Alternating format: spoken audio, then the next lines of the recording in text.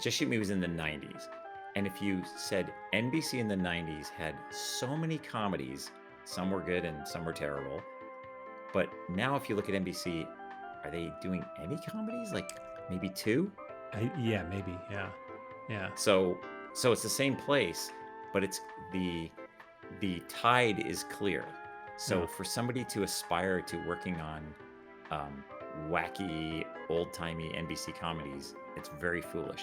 However, if they are a self-starter and determine what their roadmap is, nobody will stop them. You can't guarantee success, but at least you've tried it, and you might be successful trying it and pursue what you like. You're listening to Screenwriters Need to Hear This with Michael Jamin.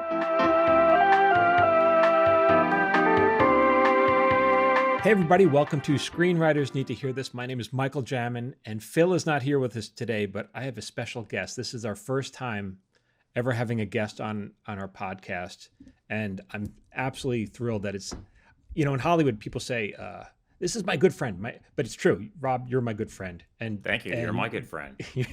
And so it's nice to actually have a good friend kick off my guest on the show. So let me introduce you. This is Rob Cohen, writer-director, and I'm going to scroll through some of your credits so people know who you are. Sure. And I'm sorry, I'm only going to do some of the highlights that I think. I'm going to leave out probably the some ones I don't, because Rob has a huge resume, and you're a writer and a director, but you started some of it is good. And for those of you who want to make a visualization, Rob also worked on, one of your early jobs was The Simpsons, and the character of Milhouse was modeled after him. So Rob is, picture Milhouse, now older and sadder. That's right. So, and also Rob's Canadian. So I want to talk about how a Canadian breaks into the business. Sure. The whole language barrier, how you learn English. Right. I want to learn how we figured out your machines work, so we could. Yeah, I know you drove a dog sled growing up, and now now you drive a car, so stuff like that. Thank you. Thank you. So let's begin. Rob's, I guess your first staff job, was it The Naked Truth, your big one? No, my very first staff job full time was the Ben Stiller Show. Oh, right. We go back even further than that. Ben Stiller, right? And you also did Mad TV. Yeah. Hold on, your credits are crazy good. Like, you have a huge list of credits. Naked Truth, Work With Me. I met you on, well, I think I knew you before that, but Just Shoot Me, we worked together. Right. Bette Midler Show. Yes. According to Jim. Mm-hmm. According to your credits, you were on According to Jim. Right. The Jamie Kennedy Experiment. Was that a show or an experiment, Rob? That was an experiment that became a show on the WB. See? Dots. I don't know what that is. It's a Dots was a pilot for NBC, yeah. Pilot. How'd you get that in there? Father of the Pride. You remember that animated show? American Dad. I've heard of that one. Yep. Big Bang Theory. Heard of that one. Mm-hmm. 20 Good Years. Mm-hmm. Our friend Marsh McCall created that show. Mm-hmm. Emily's Reasons Why Not. Mm-hmm. Fascinating. Wow, you're really combing through all the. I'm on IMDb. Debris. Yeah, of course. There's more. Life and Times of Tim, which was a riot, that animated show. Maron, which we brought you back. We hired you to be a writer and director on that. We're going to talk about that. Sure. Lady Dynamite with our friend Pam Brady. Mm-hmm. I don't know. A couple of these I don't know, so I'm skipping over that. But you also have your own show called Hanging with Dr. Z. We're going to talk about that. Sure. And then, but your directing credits are also crazy. I mean, really. I'm old. Well, you're good looking. Let's go over some of them. Sure. Obviously, you did a bunch of Marons. Yep. Mystery Science Theater 3000. Yep. You did some Lady Dynamites. You did Blackish. Mm-hmm. Stand Against Evil. Mm-hmm. Speechless. Mm-hmm. Bless This Mess. Superstore. You directed. Mm-hmm. The Goldbergs. You directed. Mm-hmm. Yep. Interesting. I told you I'm old. You are old. And then, most recently, Somebody Somewhere, which I talk about that a lot because I love the pilot of that, and I just love that show. You directed 5 episodes of that. Damn, Rob. 7. 7? We have to update your IMDb. Yeah. Let's start at the beginning, because a lot of people ask me this, and I have no answer. How does a Canadian start work in this country? Like, there are laws.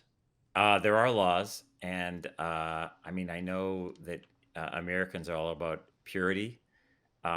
So I will say that Canadians, they're almost like Americans. It's almost like we live next door to you guys. South or north of us? I don't know. I don't know. But I didn't have any aspirations to get into showbiz or even come to the United States. I didn't know So that. it was all a fluke. The whole thing was a fluke. I can certainly condense the journey. Let's Um, hear it.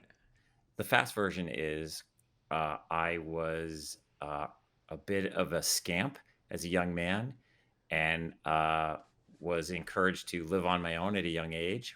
And so I lived on my own, and I was just a complete screw up. And I grew up in Calgary, and had no Wait, future whatsoever. you were encouraged to live on your own at what age? 15. Why? You were a handful for your parents? I was a handful because my dad had gotten remarried, and the mix was not the greatest mix. So there were two opinions on how things should work in that situation. I was of one opinion, and the Looking my dad was back, of another.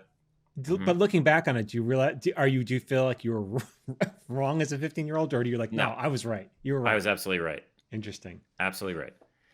And I so I'm can't just believe you're on your own at 15, dude. I couldn't yeah, imagine. I had an apartment. I mean, it's not like I suddenly was living on my own and figured everything out. I was still a disaster. I just had my own apartment, and I was so stupid that for the first month, I was like, "Oh, this is awesome, my party pad," and I had all my buddies over, and we were just doing stupid things. And then I got basically realized I had to pay rent and gas and electric, and I was like, "Oh my god! Like, I actually have to pay these bills to live here." And I was delivering pizzas at night, and that was But you're certainly going to not school enough. during the day and Going to delivering high pizzas. school, yeah, and Oh I my! I didn't know delivered this. pizzas. Oh yeah, yeah. I was a disaster. I had a 75 Dodge Dart that I would deliver pizzas in, whatever the weather was, and would like steal gasoline from car lots, so I could put gas in my car to deliver pizzas. I was a complete idiot. Have you tried pitching this as a show? Uh, no, it's just it's interesting in hindsight, but it's also, you could call it, like it's like Don Portrait of a Teen Runaway. It's like Rob Portrait of a Complete Disaster, because every choice I made was wrong That's in why it's a good hindsight. show. Well, maybe at some point, but I think I sold a pilot once about my parents' weird divorce and Uh-huh. how they lived a block away from each other but had the same address through some fluke. But anyways, I was just drifting around for a while, just doing nothing, and sort of speeding up to your question. Um, my cousin lived here in LA in the Valley, and because I was doing nothing in Calgary and I was not going to college, I did not have enough credits or interest to go to university, and just got in my car one day and left my apartment in Calgary and just threw a bunch of stuff in the car and drove down here to LA to visit my cousin who lived in Van Nuys. And again, like speeding through the boring stuff, I was just going to visit for a couple of days and crash on his couch. And I met this girl that he was going to school with, and she and I hit it off. And I'm like, I'll stay another week, Mhm. and then I'll stay another week. And then I sort of had this, if you want to use the word epiphany incorrectly, realized like I could go back to Calgary and do nothing, or I could stay here and do nothing with this girl. So I decided to like stick around for an, you know, excuse me, undetermined amount of time, and then realize I'm kind of living here, but I lived here illegally for many years. And you were like 17? Yeah. How old were you? And you were living here illegally. Yes, for many years. Interesting. Yeah. But you were working? How did you work then? I worked under the table. I got a bunch of jobs. I think the statute of limitations is over, but I worked at different restaurants, and Right. I was a security guard at a mall. I sold shoes. I fixed yogurt machines. I worked at a yogurt store. I wonder if you fixed at Humphrey Yogurt. I Did you fix them? I worked at a place called I Can't Believe It's Yogurt, and then they opened up a second store that said Yes, It's Yogurt. So they opened up a store that answered a question nobody was asking. No one was asking. Yeah, and I still remember how to you unscrew those 4 bolts, and you pull out the assembly, and you take the O-rings off, and you clean them, and then you lube the O-rings, and then you put the thing back in. But it was all the reality was, because I looked and mostly sounded like an American, people never asked. And this was pre 9/11 and pre all that stuff. And they just thought I was American, and not one person asked me for any validating ID, and Wow. I made up a fake social security number and got hired, and a lot of them just paid me cash under the table. This is perfect. Yeah. Now, and then at some point, well, maybe I'll skip. So how did this whole Hollywood thing happen? When did you decide, when did you decide you wanted to be, I guess, a writer, right? Well, I never decided it. It's such a boring story, and I may actually do it as a pilot, but cutting to the chase, I was delivering food for a deli that is no longer in business in LA, Right. and had a lot of clientele that were in show business. And this one guy took a liking to me and basically said, if you ever want to get out of the exciting world of late night sandwich delivery, give me a call. We need PAs. And I didn't know what a PA was. And he explained what it was. So this is how dopey I was. I was like, yeah, sure. So I called him up and went over to the Fox lot, and he explained what a PA was. Uh-huh. And I thought it paid more than working at And this he deli. was a producer. What was he? Producer he's still a producer, but producer of The Simpsons, Tracy Ullman Show. Oh, okay. He's an amazing guy named Richard Sakai, who Right. I literally owe everything to. And he hired me because I was nice to him when I would deliver food as a PA on the Tracy Ullman Show. And that was the very first time I was exposed to anything in show business whatsoever. And I was Right. assigned to the writer's room. So I was in charge of getting them food and cleaning up and That's a doing great writer's runs. room. Yeah, and it was an Wow. amazing writer's room. And that was it. Wow. That was the first exposure to it. And then when did you decide you want to start? When did you start writing? I didn't start writing. I was there for the last 2 seasons of the Tracy Ullman Show. And then on the last season, I still don't really know how to type. I sort of hunt and peck, but I would stay late at night, and it was a great writer's room, and they were really nice to me. And I just thought, these guys seem to be having fun. And one night they were stuck on a joke, and that meant they were sticking around, which meant I had to stick around because I had to clean up after them. And I just decided, like, I'm going to write down a couple options for this joke, and sort of meekly slipped it to one of the writers, this guy, Mark Flanagan, who was incredible. And I'm like, I don't mean to step on any toes, but I just I came want to up go with these home. ideas. Yeah. And that was literally, I want to go home. And they used one of the jokes. And so I got to go Wow. home. And then I was like, okay, well, I'll try this again. So I started to very quietly, with months in between, sort of pitch ideas. And then I went in at night after work and read scripts and sort of taught myself how a script is visually structured. Right. And then on the computer would type fake scripts just to physically format a script. And then because it was a sketch show, I had this idea for a sketch, and I just typed it up, and it took like a month for me to type up a 6-page sketch because I was terrified. Right. And they ended up buying it. And wow. it was like $1,600. And I got an agent at CAA, but I was still a PA at the Tracy Ullman Show. Right.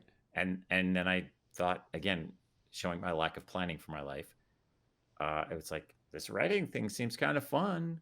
Like, maybe I'll try it. And that was when I had the first inkling that perhaps that was something I may want to try to pursue, but there was no guarantee of success.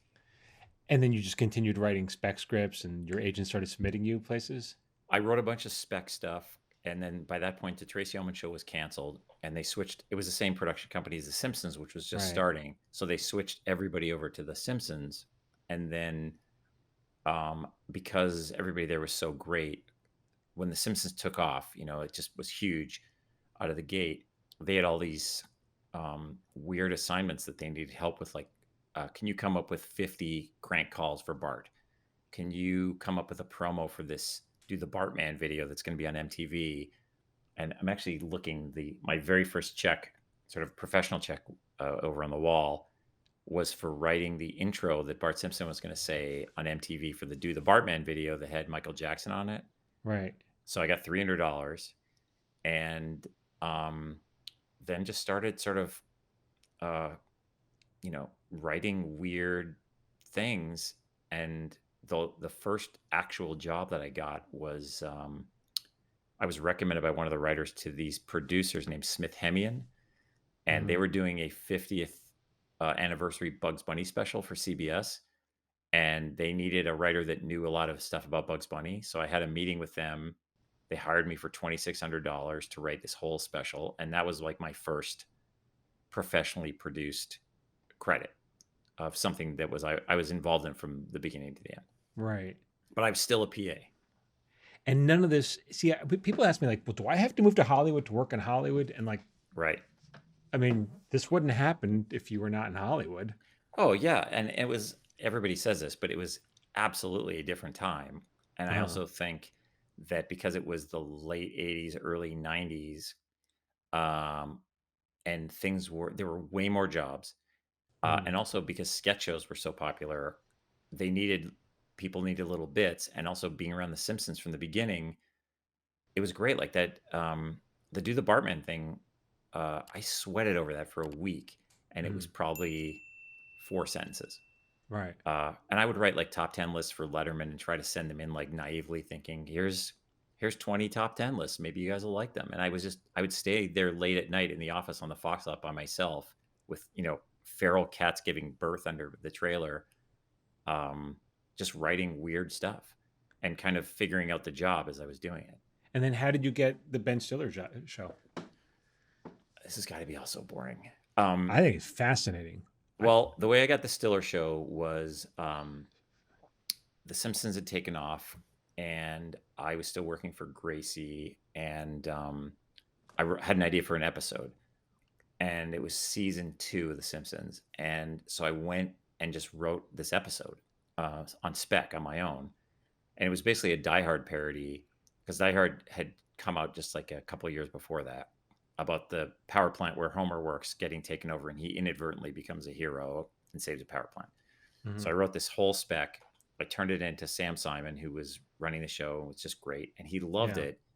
But what I was told, sort of off the record, is at that time, Gracie Films had a rule where they could not hire writers that were already working for the company in another capacity. It was like this weird, archaic rule.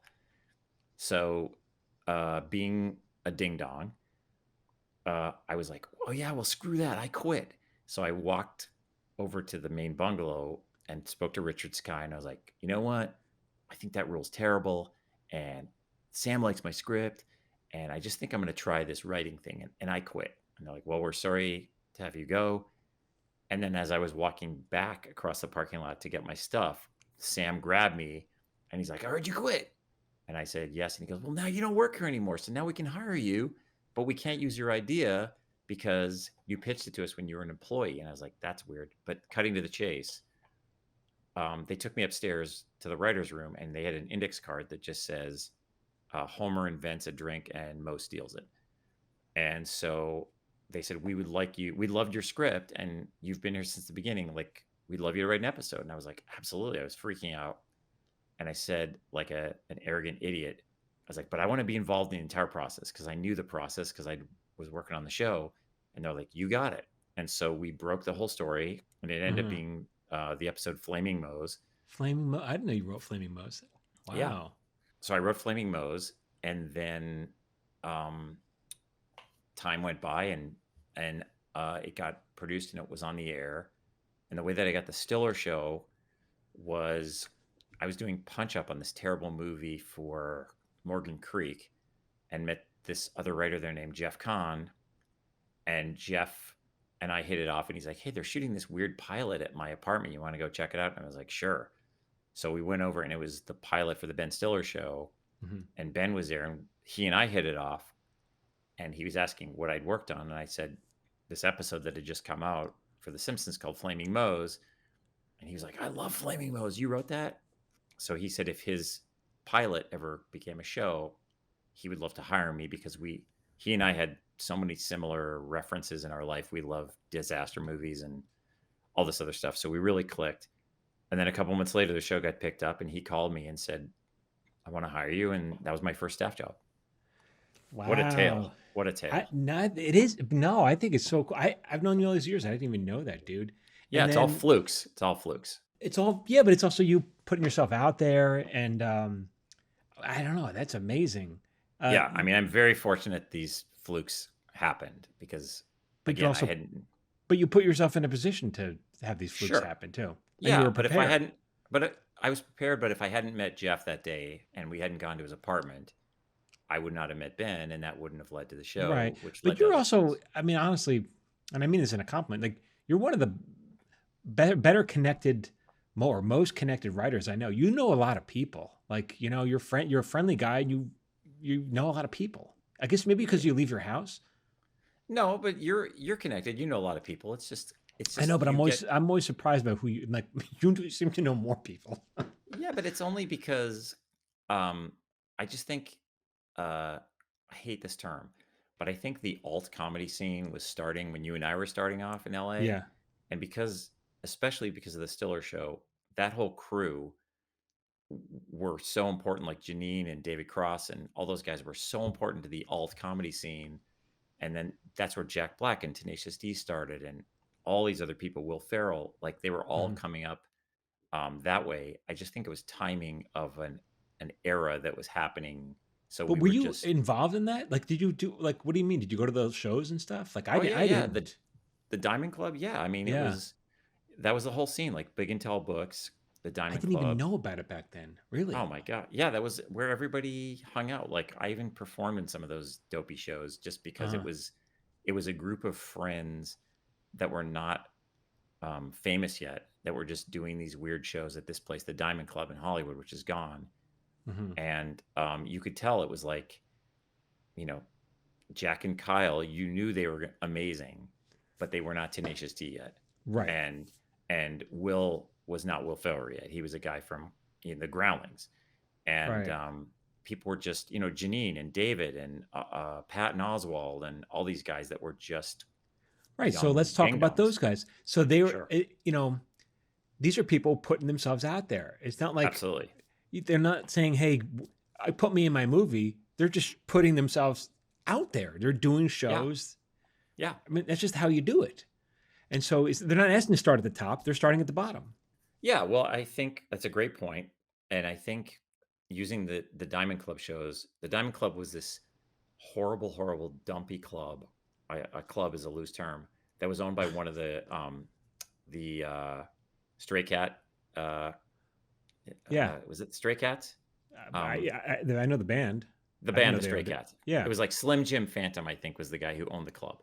So it Okay. was this horrible, decrepit theater that was near La Brea and Hollywood, and it was kind of a you can do anything you want kind of place because it was just soaked in like old piss smell and booze. But the good thing was, How a lot of funny. friends of ours, like this friend CJ Arabia, started to put these shows together.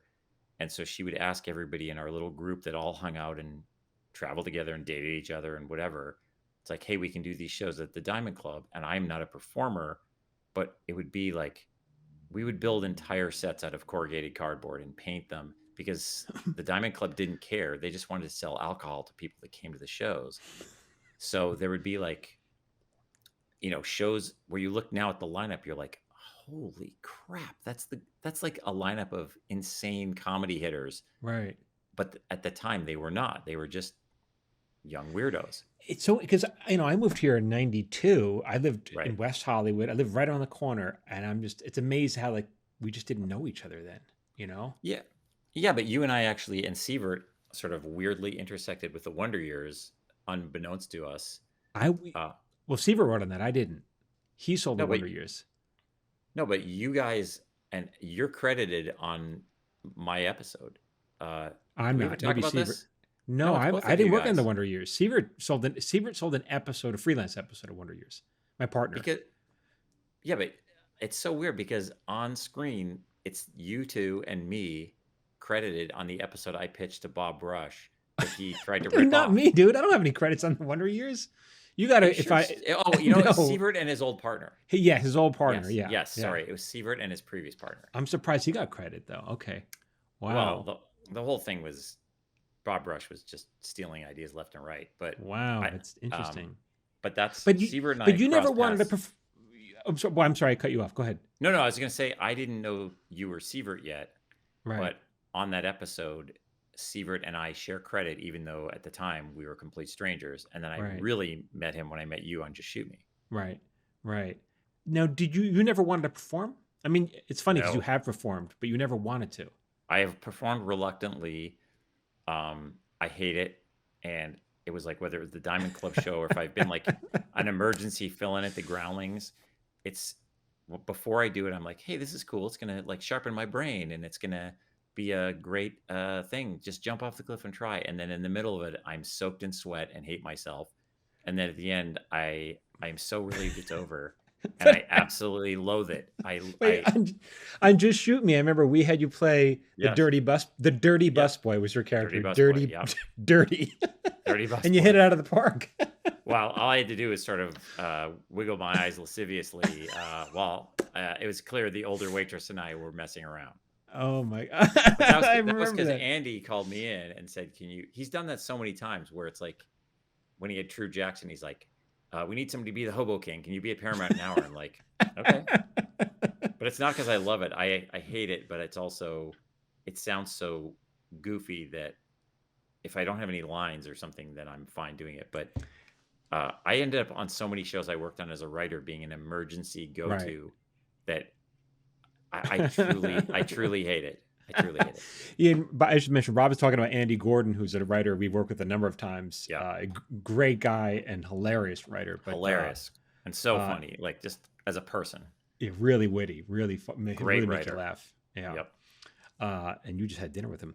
Yeah. So okay. So then you were okay. Then we worked together on Just Shoot Me for many years. We used to sit next to each other, Yep. sometimes at least. Yep. And then what happened was years. I remember years later we were doing a pilot. We were helping on a pilot. I don't remember whose. Do you remember? We were. Was I it a remember Warner I ran Brothers into. pilot? I don't know. Might have been a CBS Radford pilot, but what happened? So for the people who don't know, so when someone makes a pilot, it's very, at least back in the day, it was very common for the person who created the show to call in their friends as a favor. Hey, can you guys help? Sit a couple days and help me. Right. Pitch on jokes or do the rewrite or whatever. And as a courtesy, you always say yes. I mean, you just never say no. And because often you they also give you a hope nice. if it's a success, you'll get a job. Yeah, but sometimes you have a job, so you don't even care. But Sure. but Sure. but absolutely, you always say yes. And I remember being there on the stage floor, and I hadn't seen you in a while, and I was like, Rob, what are you up to? And then you said, I was like, because I was thinking you were gonna, you had written on a bunch of shows, but you're like, yeah, I'm kind of done. I'm done writing. I want to direct. Mm-hmm. And so, what happened there? What made you want to stop writing and start directing?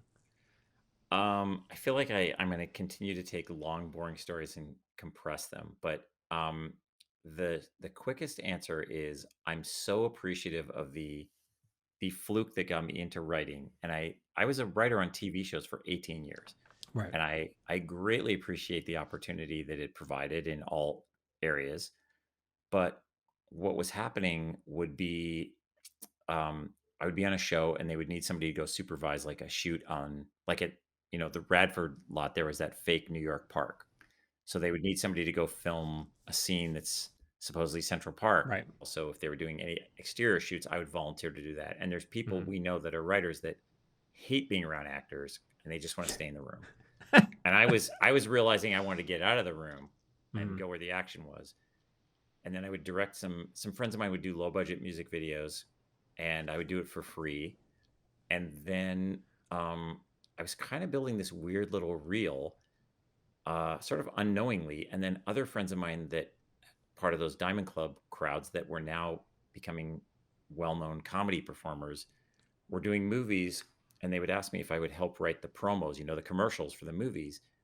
And foolishly or otherwise, I would be like, yeah, if you arrange for me to direct these promos, I'll write it and I'll do it for free. And they're like, okay. So because they had muscle with the studio, they would be like, Rob's the guy, and he's also going to direct it. And the studio's like, whatever you say.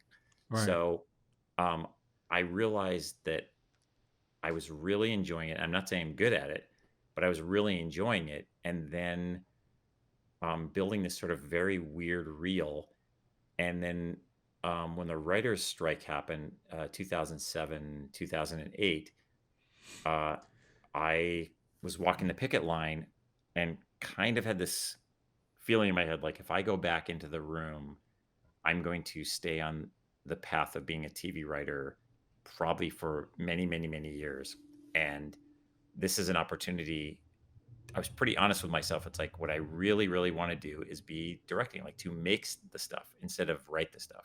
Right. So I decided on the picket line that I would kind of hop off the writing train and just try to keep cobbling together these weird little directing jobs. And But that was let when I me. made the turn. But I remember being on the floor with you on the stage and say, Uh-huh. I remember this conversation really well. I was like, "Wow, you're going to be a director," and I said, "Like, so is your because Rob's a big shot writer." I said, "So is your agent helping you out with this?" Right. And what was your answer? Not at all. They wouldn't Not at even all. discuss it. And They why wouldn't not? discuss it because I was making money for the agency as a writer, and they did Right. not want to go through building me up as a director because they were, and it wasn't evil. It was just Right. those were the facts. That's exactly right. And it's Yeah. not it's because that's a hard sell. They're not going to push that rock up the hill. They already Correct. have directors. And Correct. Rob's a no one as a director. He's a no one as a director. And Correct. so you were literally starting your career over, and the way you Correct. did it was by working for free, Correct. by just doing 100%. it and not Yep. asking for permission. You just did it. Yep. Figure out what you can do. And I say this all the time on my podcast, on my social media. It's like, and I use as an example. You Yep. did it. And then so we were at one point we were running Maron, and and I use you as another example of how to get work there. So I don't remember who contacted who, but Maron was a low budget show, really Yep. super low budget show. And I guess how did we get? I don't remember details, but we came in contact again. Hey, it's Michael Jamin. If you like my videos and you want me to email them to you for free, join my watch list. Every Friday, I send out my top 3 videos. These are for writers, actors, creative types. You can unsubscribe whenever you want. I'm not going to spam you, and it's absolutely free. Just go to michaeljamin.com/watchlist.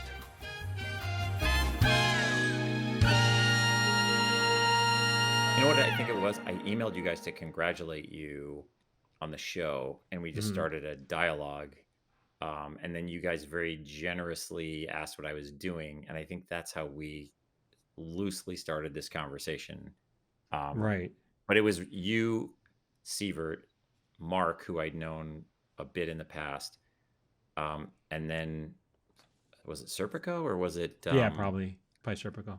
Yeah, I can't remember. I mean, you guys went way out of your way to let me have a meeting. But what I I remember it was in remember, Glendale yeah, and at what I those remember offices. about that meeting was how prepared you were. We met with a lot of directors, and we needed directors who were cheap, can do low budget, and you were all that. I can do low budget because you do Right. low budget, you do no Right. budget.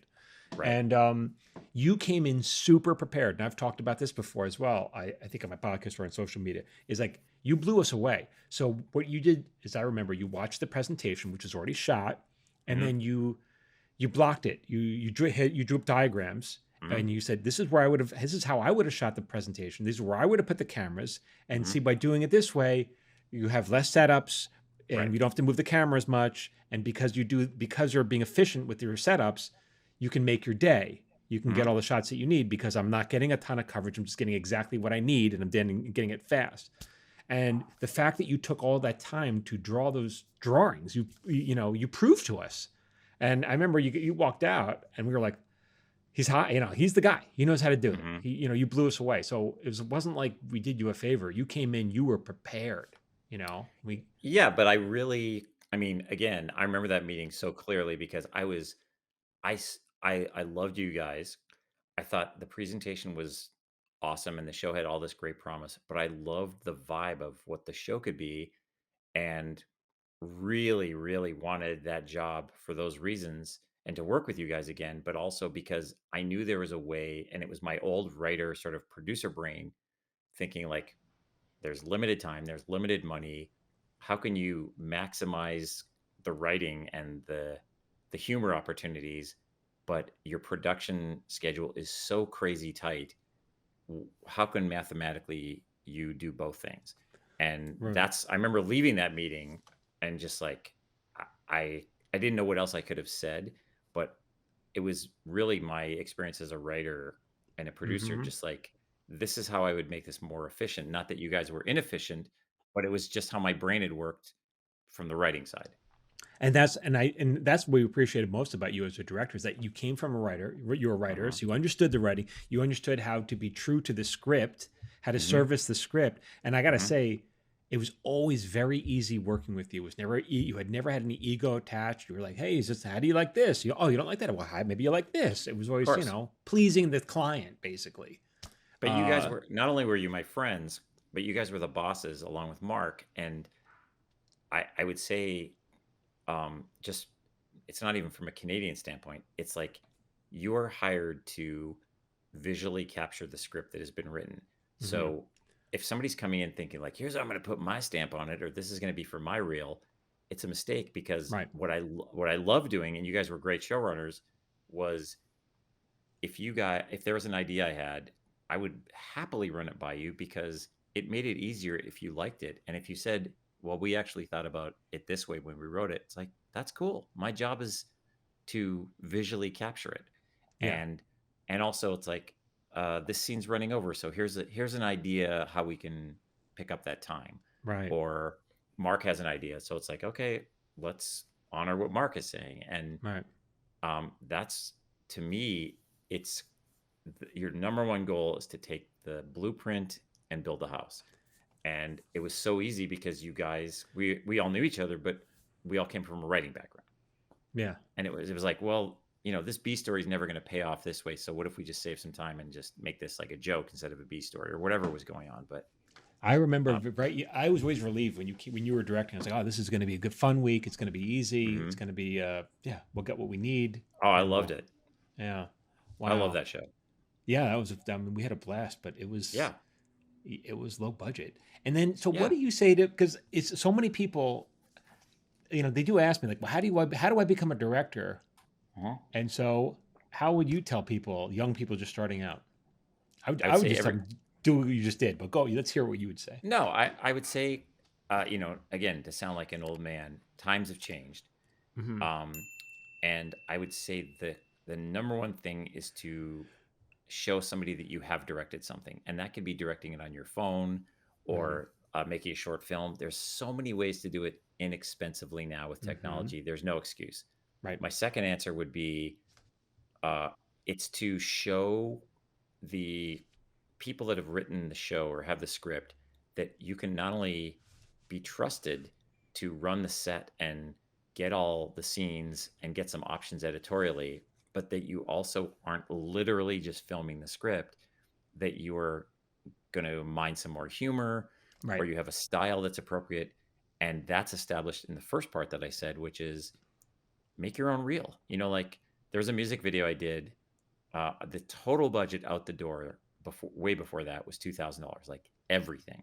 Right. And we were able to, we had 3 minutes and 25 seconds or whatever it was to do it, but we were able to get some funny stuff within the video, and it was for Virgin Records. And the one letter I got back from them was like, we love this video because there's so much funny stuff in it. It wasn't about the song, but Right. it's finding a way to sort of add without putting the spotlight on yourself, because the spotlight should be on the script. But once you have your reel, like, okay, who do you show it to? If I was doing it today, I think you show it to, um, I mean, YouTube is a great example of somewhere that for free you can exhibit your wares. Hmm. I would say that showing it to an agent is an older route that I think is going to be more frustrating because you can now start a website of yourself and send it around to people with a click. I think, the great thing about short films is there's so many festivals and a lot of them are online that even if you make a 3-minute short film um, for a very inexpensive amount of money, you could literally have people around the world see it Right. after you're done editing it. And so that's what I would do today is write something, because if you write it, it gives you extra juice. Hmm. And then you're also not paying a writer. Right. And then the way that you saw it as a writer, writers basically direct stuff in their head when they're writing. Hmm. So then take the initiative to film what you saw in your head originally and put down on paper. And then there's so many people that would do favors. Your friend might be an editor and he needs something for his reel, so you make a deal. It's like, if you edit this for me, we'll have a finished product and both of us have something. So I would say it's hustle, but it's not like that lame thing of you gotta hustle. I think it's an iPhone will make something so beautiful, and with an iPhone and a tripod, your costs are going to be your Right. phone and a $10 tripod. And I And say that go ahead, continue. Right. well, no, I just think there's no excuse to not make stuff, Yeah. but you want to use the internet. You want to use uh, film festivals that a lot of them have free submissions, and start a website, your own web page, and people will find it. Like somebody's going to see it, and as long as you keep adding to it on a fairly regular basis, it's the same as when you and I were starting. You would have to send out a packet, and Mhm. to meet writers for staffing meetings, they would want to either read your spec half hour or your writing packet. So this is the same thing. It's just your directing packet. Right. Right. I say this all the time. I think people think I'm nuts, but yeah, it's just like stop asking for permission and just do Yep, it, absolutely, 100%. and stop thinking about starting at the top. How do I direct for 20th Century Fox? No. How do I direct for my neighbor? Yeah, That's the question. yeah.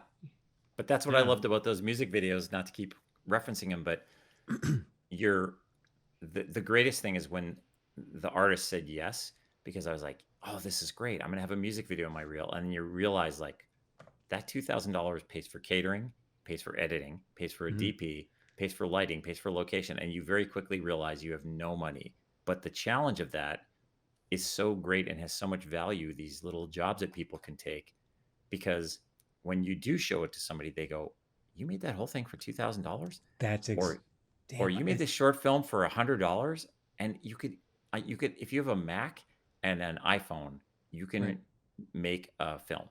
I said it's so funny you say it because I said the same exact things. Like the less money you spend, the more impressive it is because you're saying, 100%. and by the way, no one's going to be impressed by the dolly shot or the special effects you put in because you're not going to, the Marvel movies are going to do that 1,000 times better than you can even Yeah. dream of doing it. Yeah. So it always comes down to the script and Yeah. and how little you can spend. That's the impressive part. Yeah, and I will say, not to over compliment you, but whenever I have meetings for directing jobs, the shows that they bring up almost every time that they're really curious about are Maron, Hmm. Stand Against Evil, which is another IFC show, and Somebody Somewhere, which is the Bridget Everett show, which is an incredible group of people that do that, but on a fairly low budget. Yeah. And nobody wants to talk about how you pulled off some amazing big budget production because they know you had a big budget. But if you can show them that you can work lean and mean and you were involved from the ground up, uh, it has so much cred with everybody that to this day, like it happened the other day, people were talking about Marin. They did not Hmm. believe what that schedule was like. Yeah. And when I explained it to them, their minds are blown. Yep. They can't believe it's possible. Yeah. Right. Yeah. And how And fast it we is did it. possible. It Yeah. was like 2 or 2.5 days for a shoot, which Two and is a half days for an nuts. episode. Yeah. And ordinarily it's like 5, right? Or how much Yeah. have you ever directed an episode that was more than 5 days? I've done one that's 6. Okay. But Marin, the thing that I would say in these meetings is like basically a regular work week, you will have completed 2 episodes, where most shows are barely getting 1 for a way bigger budget. Yeah. But the Right. great thing about the IFC model was they don't give you notes, they stay out of your Hmm. way, they're supportive, and they appreciate that you're delivering a television show for peanuts. But Right. then everybody benefits because they've agreed to embark on a journey where everybody has skin in the game. And that I think also will help people get writing or directing jobs. I see. I think Seaver and I we prefer not that we take whatever work we get, but we prefer working low budget for that Yeah. reason. They leave you alone, Hmm. and you can actually be more creative. But how do you feel when you're like? I would imagine directing a high budget piece would be more stressful and terrifying. Um, it is, but because there's more writing on it.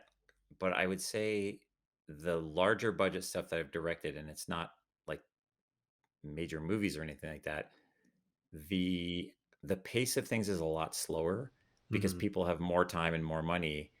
And to me, I love going fast and lean and mean because you still have the amount of money, but why not get 5 takes at a scene instead of 2 takes? Right. And so if you have more money, it doesn't mean you get lazy. You keep your foot on the gas, but you just get more options.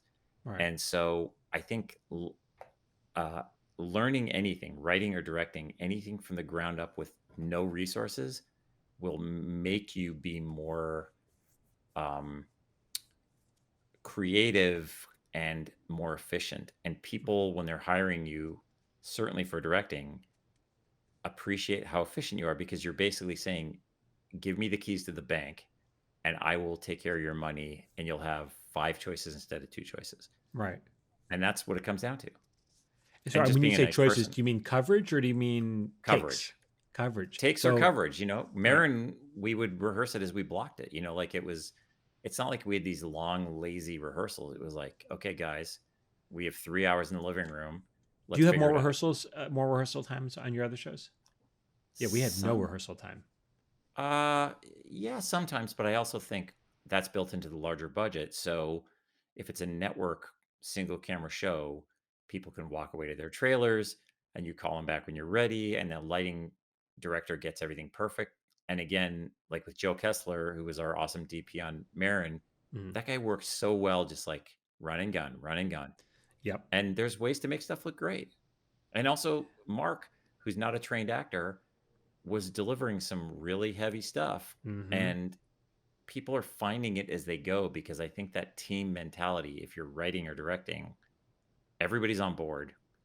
They've signed up understanding what the job is, and uh, once people chip in, it's going to make it a better experience in every area.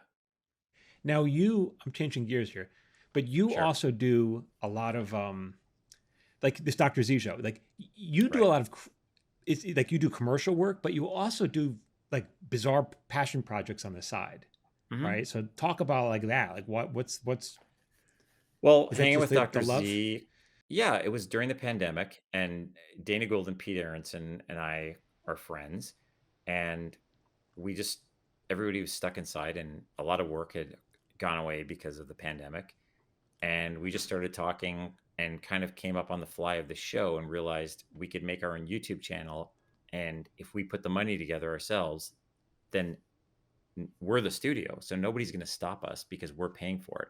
Right. So Dana does this incredible Dr. Zayas impression, and we were like, what if Dr. Zayas hosted the Mike Douglas show, but he was sort of like a cheesy Sammy Davis Jr. guy, and we would call in favors with friends of ours who would be real guests, shoot them remotely, and make 10 episodes. And it was Right. truly a fun project during COVID, and we ended up, you know, however you could describe having a small but interested following.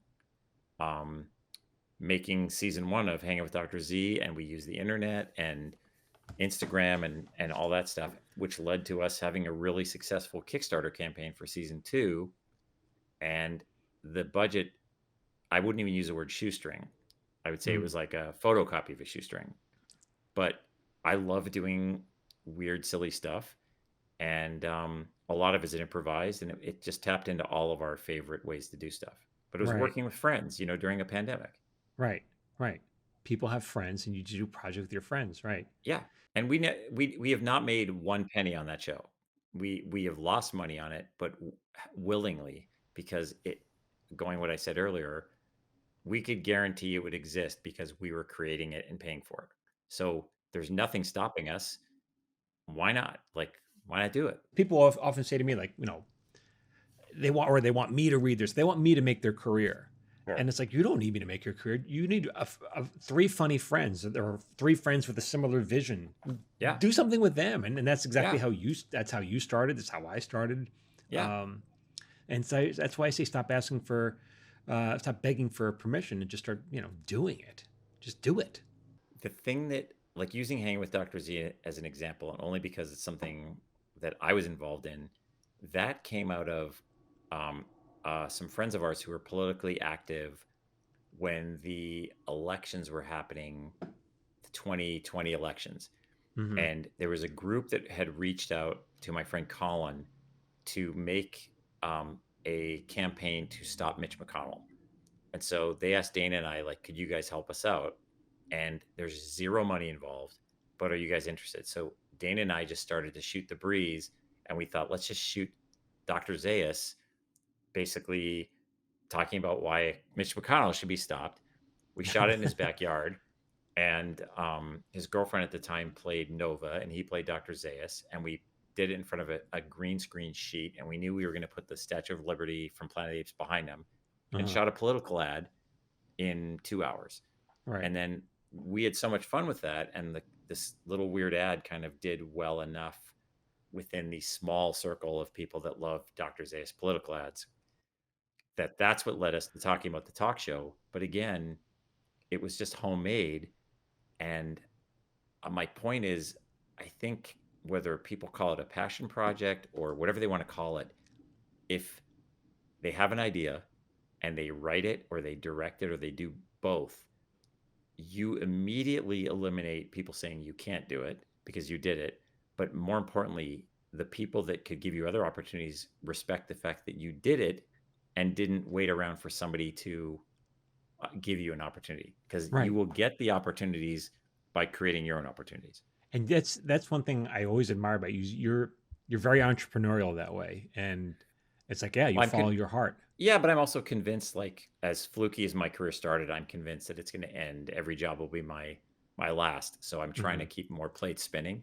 But I also love, like, whether it's, somebody somewhere is such an amazing experience because of Bridget and Hannah and Paul who created it, and Carolyn Strauss and HBO. And it is the nicest group of people and the most enjoyable environment where you can, every single person on that show in rural Illinois is there because they want to be there. And that energy drives that show, where people watching it on TV can feel that vibe. Right.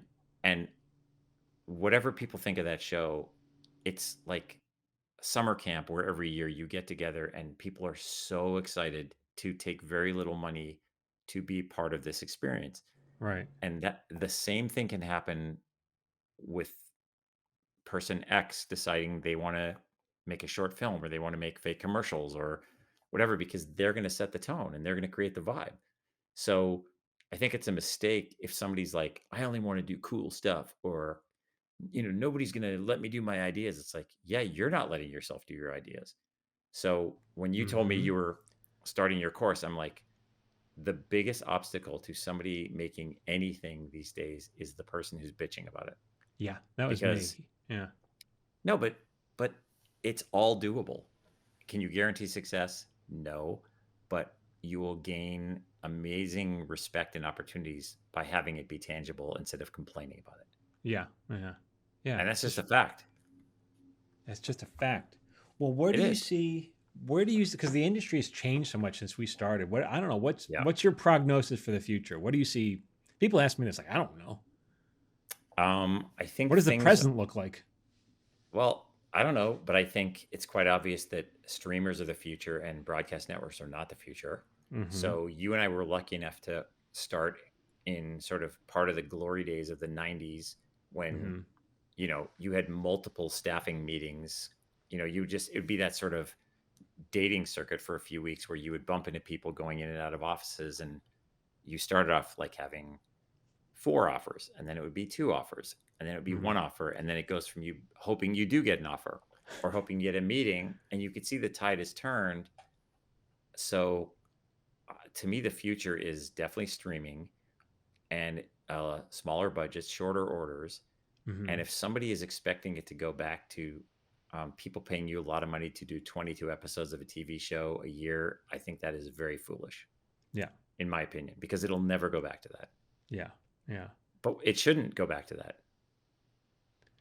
Well, it is what it is. But no, but there's no more must-see TV. Like, right. Look at the Emmys. Like, it's the show with the biggest amount of TV stars on it that just aired had the lowest ratings ever. And it's not because of one person. It's because they've lost their viewership. Right. They're not going to get it back. People aren't going to wake up one day and go, gosh, I can't wait to watch this award show on broadcast. Like, those days are over. Right. And so it's always about hustling. It's about getting work, looking for the next job, about doing your own stuff. right? Yeah, And I at think the it's end of the hustle. day, it's got to be. It also has to be good. Whatever you're working on, like it has to be great, right? I Well, mean, look, I've done more than my share of crap, and largely in my own hand. And I think that an opportunity is an opportunity. There's a lot of credits I don't have on my IMDb page because the show is either a deeply unpleasant experience or it's such a crappy show. You would spend so much time explaining it to people that they would fall asleep. And so the reason I've culled those credits is because it's I'm grateful for the experience, but it was a stepping stone to right, what I wanted to do. And if I hadn't taken crappy show X, it wouldn't have led to a more positive thing. And I think like what you're doing is encouraging people to pursue an idea that they really believe in and learn the basics of how to write it and shoot it.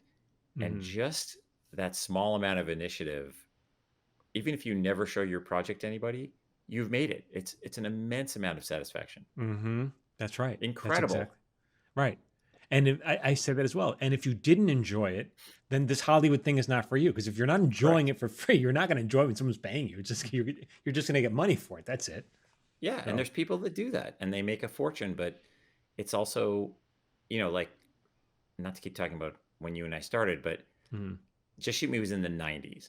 And if you said NBC in the 90s had so many comedies, some were good and some were terrible. But now, if you look at NBC, are they doing any comedies? Like maybe two? yeah, maybe, yeah, yeah, So, so it's the same place, but it's the tide is clear. So yeah, for somebody to aspire to working on wacky, old-timey NBC comedies, it's very foolish. However, if they are a self-starter and determine what their roadmap is, nobody will stop them. You can't right, guarantee success, but at least you've tried it and you might be successful trying it and pursue what right. you like. See, Rob Cohen is Rob Cohen. Everyone is there something where is there something what is there something people can do to follow? What do you want to? Can we plug something about what you're doing? Can we? No, No. Can no. I I'll mean, do I'm not on social media. it. I'm, I just, I'm genuinely appreciative of the projects that invite me to be a small part of it, and Yeah. those happen, here and there, and uh, there's nothing to really follow. But I just think I'm excited to see this on your podcast. You've built a great following. I'll say this: when I need a pick me up, when I need a little encouragement, I call you to Hmm. kick me in the ass. Right. So you're just a great dude, and I appreciate you so much and for coming on and for sharing what you thought was what was boring, but it was not boring at all. I learned some things about you. Yeah, I I learned was a some things. disaster as a young man, and now I'm an older disaster. Not so. No, but Wow. what you're doing, I know you're wrapping it up, but Well, that's okay. I don't want to take more of your time, but go ahead. no, you're not. Let's You're try. not. You've got as long as you want. Um, I really think that uh, if somebody wants to be a writer or a Mhm. director or producer or an editor, then do it. Like again, you don't have to show it to anybody, but if somebody writes something really great, you can show it to people and someone will recognize that you have talent, but nobody's going to be able to know anything about what you want to do if you can't manifest it. Right. So um again, like when you guys gave me that opportunity on Maron, unbeknownst to me, it was a huge help in me getting my next directing job because Right. it legitimized me as a director, and then the next thing and the next thing and the next thing. But if I hadn't had that opportunity, it would be a struggle until there was another opportunity. Right. So you It want would to have happened seize eventually. yeah, but you want to be prepared for those opportunities. Right.